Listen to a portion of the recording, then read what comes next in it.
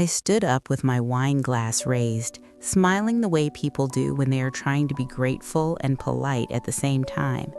I had just thanked my grandmother for the small white envelope she had handed me earlier, the one that held a neat little check for $500. It felt sweet, old-fashioned, familiar. Gas money, she used to call it, even though I had flown in from Idaho that morning. I expected her to wave me off with a laugh or tell me not to make a fuss. Instead, she stopped moving. My grandmother, Dorothy, was halfway through cutting a slice of turkey when her hand froze. The knife stayed suspended in the meat, her wrist locked in place as if someone had pressed a pause button on her body. The room kept breathing without her. Forks clinked. Someone cleared their throat. The smell of sage and butter hung heavy in the air. Slowly, deliberately, she set the knife down.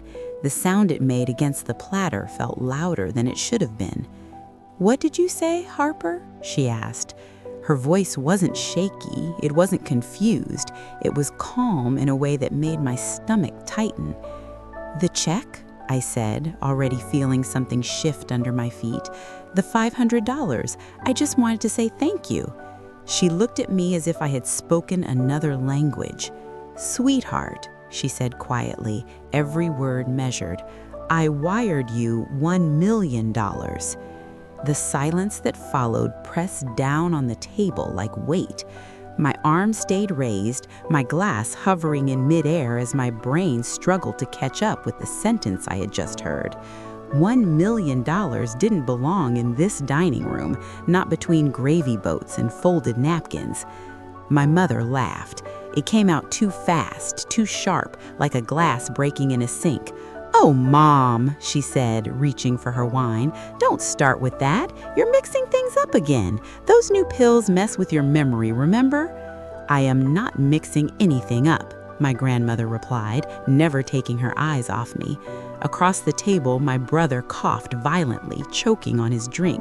His fiancée stared down at his phone, the glow of the screen reflected faintly in his glasses. My stepfather focused very hard on his plate, jaw clenched so tightly I could see the muscle twitch. I sat back down slowly. For 10 years, I had made a living pulling apart financial lies. I traced missing money for a risk and compliance firm in Boise, following wire transfers the way hunters follow footprints. I knew how people acted when the truth slipped into the room uninvited, and every instinct I had was screaming that this was not confusion. "Grandma," I said gently, "when did you send it?" "2 weeks ago. I went to the bank myself. I sat with the manager. I sent it to the account we opened when you started college." My mother cut in quickly. "She's been having episodes, Harper. The doctor warned us. She forgets things, fills in the gaps." "I do not forget wire transfers, and I do not forget numbers like that." Her hands were steady now. Her eyes were sharp. "I checked the next day, the money arrived, and then the day after that, it was gone." Gone. Money doesn't vanish, it moves, it leaves trails. I felt a cold knot tighten in my chest. "Where did it go?" I asked. "I don't know, but I know I didn't move it, and I know you didn't either." Her gaze traveled slowly around the table, landing on each face in turn. "Which means someone else did." No one spoke. The Christmas music humming softly from the living room suddenly felt obscene. Then my grandmother did something that made my skin prickle. She looked back at me and said, "I gave you that $500 check on purpose. I wanted to see who would relax when they thought the gift was small." My mother's lips parted slightly. I reached into my pocket and pulled out the envelope. I slid the check free and glanced down at it, not really expecting anything. Then I saw the signature. I had learned to write cursive at my grandmother's kitchen table. I knew her handwriting the way you know your own reflection. This signature was close but not right. The loops were wrong. The flow was forced. I looked up. "Grandma," I said carefully, "you didn't sign this." Her breath caught. The room went dead quiet again, but this time it wasn't confusion hanging in the air, it was realization. Someone at this table hadn't just stolen money, they'd forged her name to keep me quiet, and Christmas dinner was just getting started. I didn't confront anyone yet, but 6 days earlier, back in Idaho, I had already seen the missing million on my screen, and I knew exactly where to start digging next. The truth was, the shock at the table was only half an act. 6 days earlier, I had already seen the $1 million. It was a Tuesday night in Boise, the kind of quiet evening where the snow outside muted the city into something almost peaceful. I was sitting on the floor of my apartment with takeout containers stacked beside me, half watching a documentary while skimming through case notes from work. When my phone buzzed, I frowned. It was my brother, Caleb. Caleb never called. We were a texting family, birthdays, memes, occasional updates. A phone call meant something was wrong. "Hey, Harper," he said when I answered. His voice was too bright, pitched higher than normal. "Just checking in, are you all set for Christmas?" "Mostly," I replied. "Why?" There was a pause. I could hear movement in the background, pacing. "I was just thinking," he said carefully, "maybe it would be better if you didn't come this year?" I sat up straighter. "Did someone die?" No, he rushed. "It's just Grandma's been tired. The doctor said she needs calm, less excitement." That alone didn't sit right. My grandmother thrived on chaos. Noise energized her. "She told me last week she was baking 3 pies, I said. "Well, things change fast at her age," Caleb replied. We all think it's best." There it was. Mom thinks. The call ended politely, but the unease didn't. It followed me long after I set my phone down. Why keep me away? If Grandma was sick, they'd want me there, unless my presence was a problem. I opened my laptop. Years ago, when I started college, Grandma had opened a joint checking account with me. It was meant for books and emergencies. I barely used it anymore, but it was still active, mostly sentimental. I logged in. I expected to see a couple $100. Instead, I saw a balance that made my heart stutter. For exactly 1 day, I had been a millionaire. Scrolling down, the transaction history told the story with brutal efficiency. Incoming wire transfer, $1 million. Memo, for Harper, love, Grandma D. My hands started to shake. Then I scrolled 1 line further. Outgoing wire transfer, $999,700. The next day. Whoever took it knew what they were doing. They left just enough behind to avoid alerts to keep the account alive. It was clean, surgical. I called the bank immediately. The representative confirmed what I already knew. The transfer had been done in person, not by me, not by Grandma. There's a power of attorney on file. My stomach dropped. That's impossible. The document was uploaded December 9th. The agent listed is Janine Klain, my mother. I hung up and stared at the wall, trying to reconcile the woman who raised me with the crime I was looking at. Janine wasn't clever, she wasn't disciplined. This level of planning didn't match her, which meant she hadn't acted alone. I built the timeline that night, screenshots, statements, metadata. I didn't call the police, I didn't call my grandmother. I knew better. If I tipped them off, the money would disappear forever. So I booked my flight home. That was why I could stand at the Christmas table without screaming, why I could thank my grandmother for a forged check with a straight face. Back in the guest room that night, after dinner collapsed into strained silence, I locked the door and reopened my laptop. I downloaded the full wire receipt. The account holder's name appeared on the screen. Nolan Sutter, my brother's fiancé. At first it made sense, then it didn't. Nolan was cautious to a fault, obsessed with credit scores, afraid of parking tickets. He didn't steal 7 figures, which meant someone had used him. The account had been opened days before the transfer, fresh, clean, a catch basin. The address was a private mailbox inside a shipping center. That wasn't Nolan, that was coaching. Following the trail led me to a newly formed LLC filed the day after the money landed. Shell company, vague purpose, and buried in the filing details was an email I recognized instantly, my mother's. The pieces clicked together with sickening clarity. The money hadn't vanished, it had been laundered, and it was still moving. Downstairs, I could hear voices rising again. I shut my laptop. Tomorrow mattered, because whatever they were planning, it wasn't finished. By the time I went back downstairs, I already knew the money was being turned into something tangible, and by morning, my mother planned to own it. I didn't sleep that night. The guest room felt smaller than it used to, the lavender walls pressing in as if they knew what I was carrying. Every creak of the house sounded intentional. Every muffled voice from downstairs felt like strategy being whispered just out of reach. At 2:13 a.m., I opened my laptop again. If the money had been laundered, it wouldn't be sitting still. $1 million left in a fresh account would attract attention within days. Whoever planned this would already be converting it into something harder to claw back. Assets.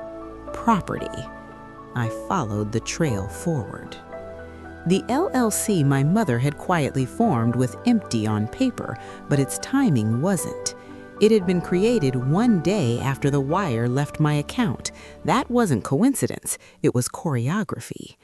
I searched county records, then real estate listings, pending sales, cash offers, quick closes.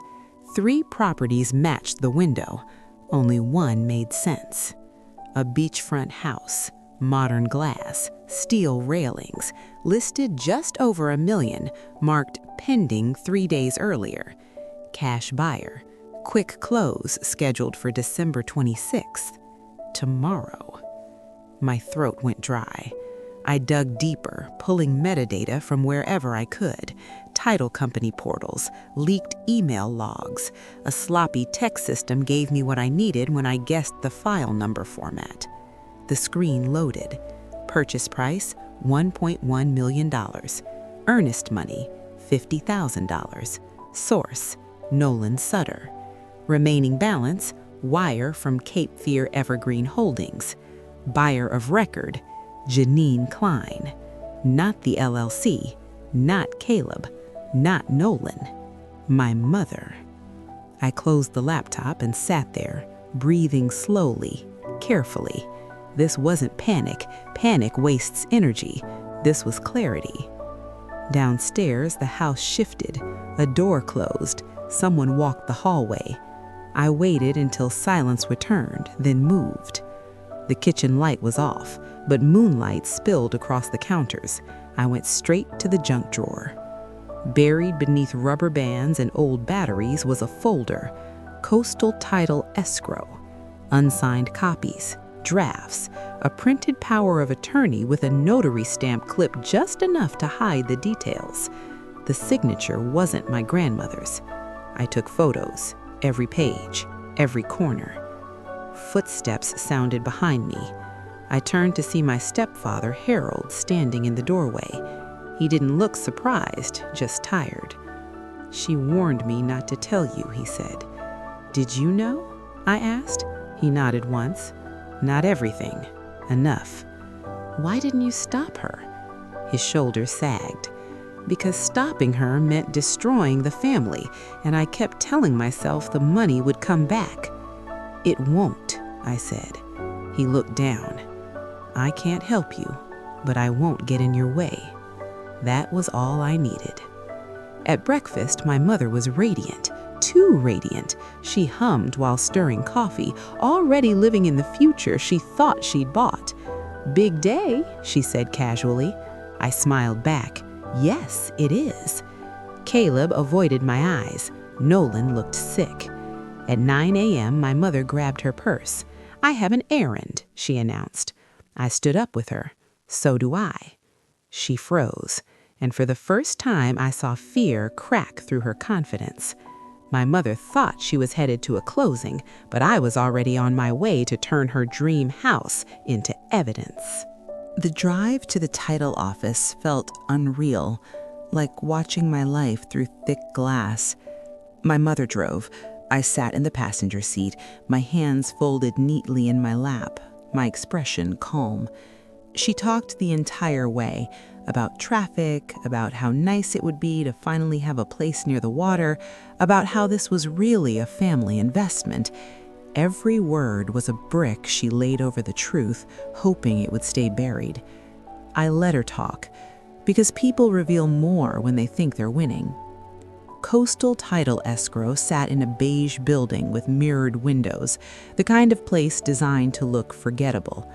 Inside, everything smelled like toner and artificial citrus.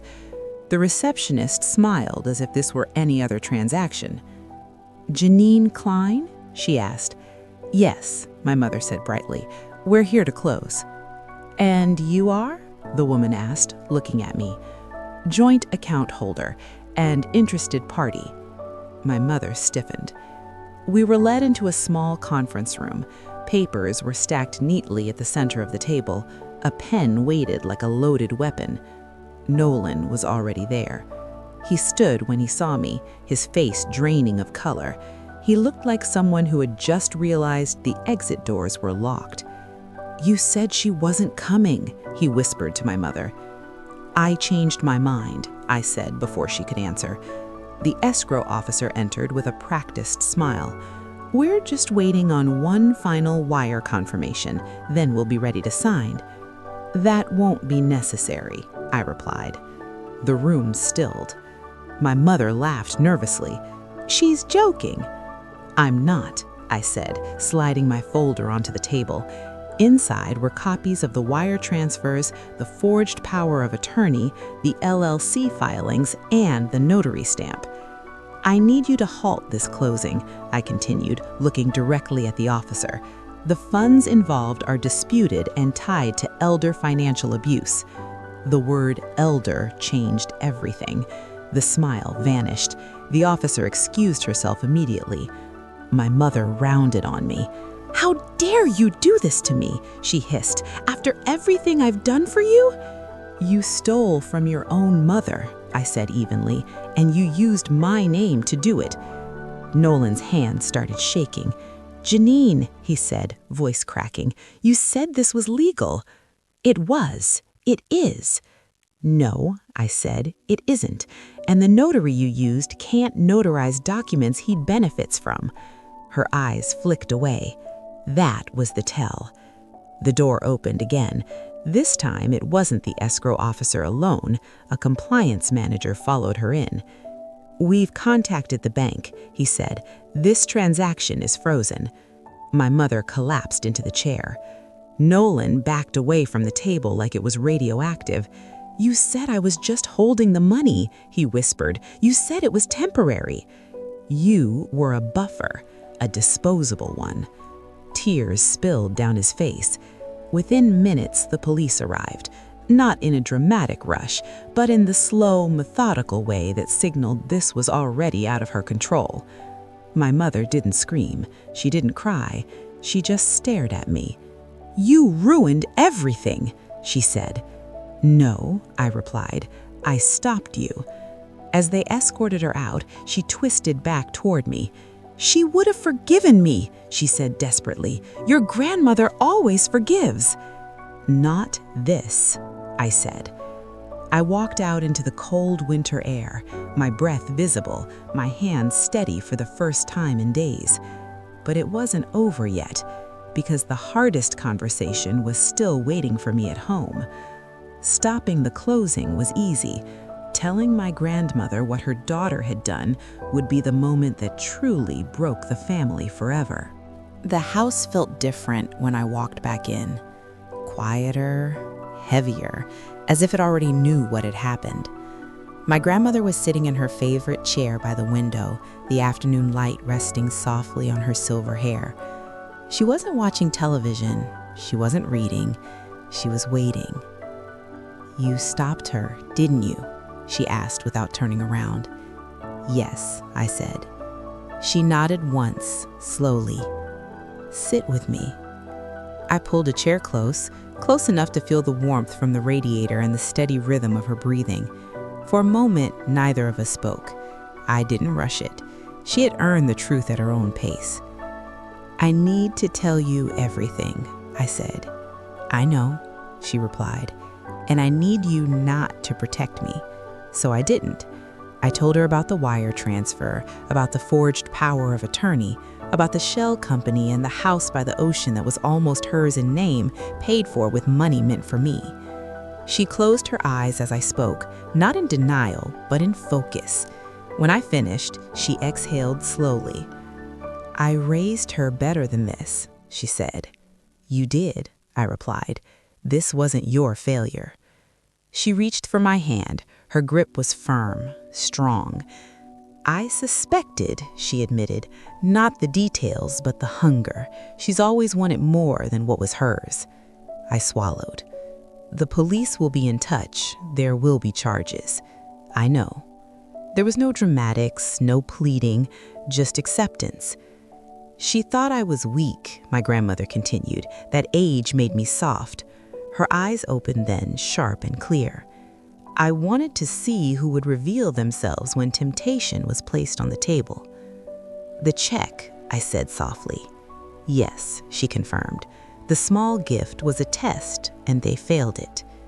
Tears finally came, not loud, not messy, just quiet grief. Later that evening, Caleb came home alone. He didn't look angry, he looked emptied. "I didn't stop her," he said to me, "and I should have." "You still can, by telling the truth." He nodded. Weeks passed. The house didn't sell. The money was frozen, then recovered. Accounts were locked. Documents were rewritten correctly this time. My grandmother amended her estate plans with clarity and witnesses who weren't family. My mother pled guilty. She didn't go to prison, not yet, but she lost something far more important to her: control, reputation, trust. At my last morning before flying back to Idaho, my grandmother handed me a new envelope. "This one is real," she said. Inside was a letter, not a check. It explained her choices, her values, her boundaries, and at the end, one line written in her unmistakable hand: "Some people inherit money, others inherit responsibility.